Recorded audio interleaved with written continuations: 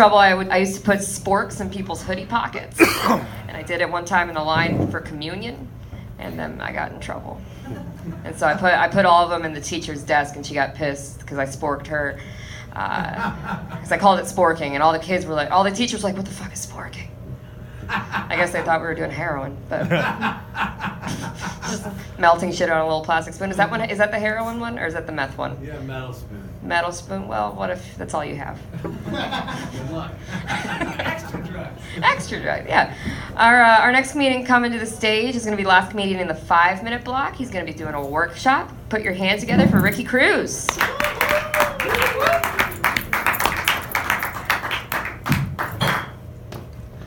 Oh man, at this point I'll say good morning, Panther. Good morning. How's everybody doing tonight? All right. So, my girlfriend told me if I get up here and I tell a lot of jokes and I get a lot of laughs, I get anal. So if everybody would just do me a favor and please just shut the fuck up. Her dildo is huge and it scares the shit out of me. Okay?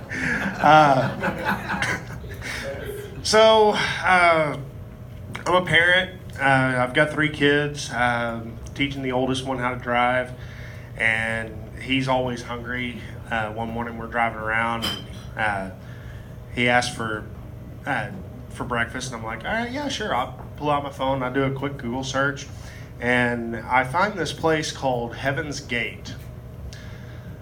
Okay. Not all of y'all are as old as I am, so I'm going to kind of paint this out for you a little bit. There was another Heaven's Gate a few years ago. It was a cult that committed mass suicide by poisoning their food. Think about that for a second. A restaurant named Heaven's Gate and a cult that committed mass suicide by poisoning their food. I look at the reviews, and the reviews are great. Everyone's dying to get out of there. And then there was one bad review, just one though. They complained about the Kool-Aid and how terrible it tasted, you know. And we were gonna go, but I didn't have a tracksuit or Nikes, so we were kind of out on that one. So teach my daughter how to drive as well, and this is just phenomenal. She thinks that since she's driving, she gets to change the radio station to what she likes. And she doesn't like the same type of music I do, y'all. She's actually into country music. And if it would have been, you know, country music I grew up with, Hank Sr., Hank Jr. maybe, you know, Willie Nelson, I would have been fine with that. But y'all, she puts it on Florida Georgia Line and just cranks it all the way up.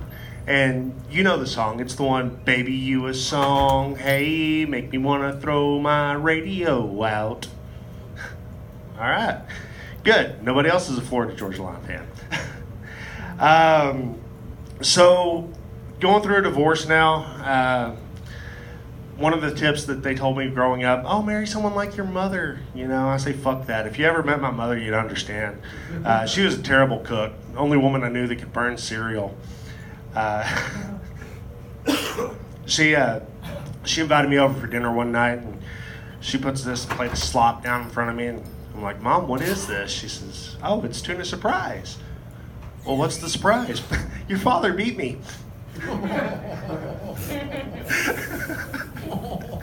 Oh, so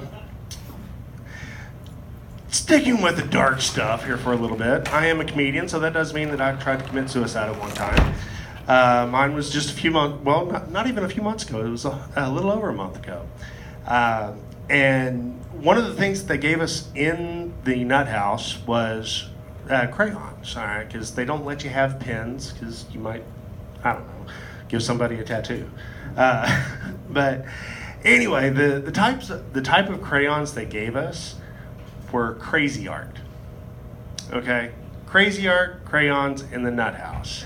I got offended. All right, I'm not a millennial, but I got offended. I walked up to the head nurse and I said, look, this is not right. We know where we're at. We prefer reality challenged. Okay? Oh, and So, going back to another one, I was picking up a friend at the airport the other day, and dressed similar to what I am now. And TSA agent stops me as I'm going through security, and he says, "Jack it off!" And I stop. I'm like, what? So I'm standing there, dick in hand. Next thing I know, I'm on the no-fly list. So, all right, y'all. That's my time. Give me a workshop. Let me know what you think.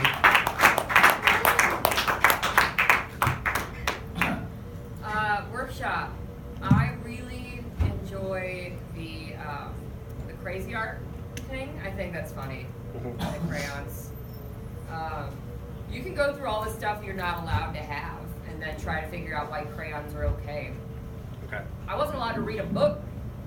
I might paper cut myself to death. Or learn something. I don't know which one was learning. Make a shake. Yeah, I guess. But I don't know. I like the crayon thing. I think that's an interesting premise to dig into.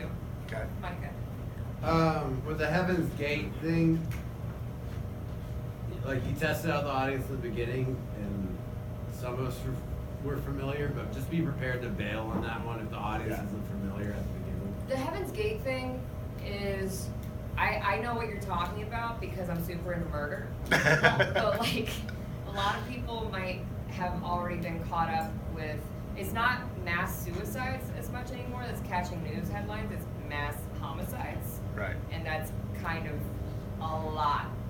So I think that kind of crime has overshadowed the cult type behavior. Right. Or as far as the general person's knowledge of it. But Okay. And then you talked about your mom, like marry somebody like your mom, but my mom was a terrible cook, Yeah. and her blowjob sucked. Okay. Because your humor's kind of like that way anyways. So Right, I think yeah. that would fit. Okay. What about the opener? I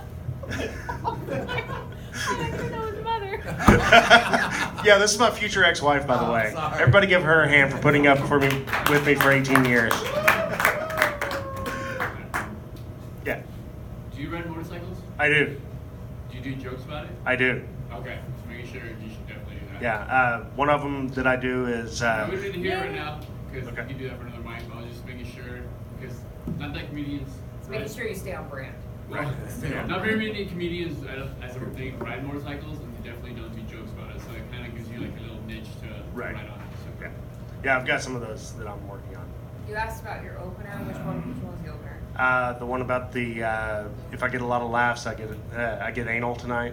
Oh, funny story about that. Just to tell you, I did that one when you were performing at Hyena, because of your opener. Do you see how comedy affects me? Just saying.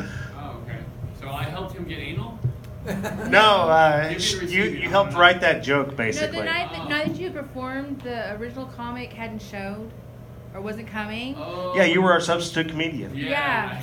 I And so your opener was a little, and I'm like, well, maybe you just instead of open, don't laugh, because. Got it, I remember that. Yeah. Sorry. I was a substitute It's a headliner for small that night, world yeah. after Put some pressure on the audience in a weird way. Sorry. I guess. In my opinion. No, I like that misdirect though. I thought it was funny. Cool. Because we think, oh, anal's as far as he's gonna go, and then. All right. I think that's a better opener than my last one. This So. is straight down the alley. Hey. All right, thank you. I mean, Give it up for Mana.